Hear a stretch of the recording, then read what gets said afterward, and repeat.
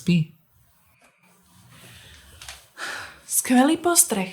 Máme nejaký čas pre seba? Chvála Bohu, potrebujem si umyť konečne po 5 dňoch hlavu. Myslel som čas na nás. Náš spoločný čas. To myslíš vážne? Smrteľne vážne.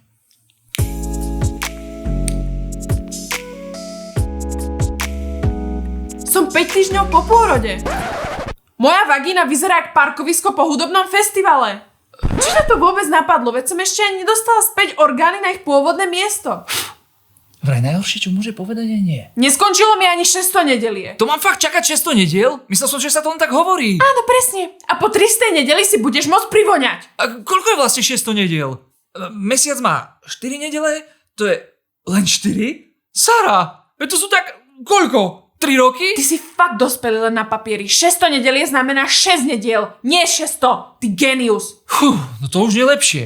Prečo sa to nevolá 6 nedeli, ale 600 nedelie? A bolo by to takmer 12 rokov. Čo? 600 nediel. 12. Nie 3. Ty Einstein. Idem do sprchy. Môžem sa aspoň pridať? Nie, stráž monitor, či Elia dýcha. Všade ospevujú. Počkáš porodí, zväčšia sa aj prsia, užiješ si. Čo si užijem? Demoverziu influencerky? Ja chcem influencerku, oh, yeah. Ja chcem influencerku, oh, yeah.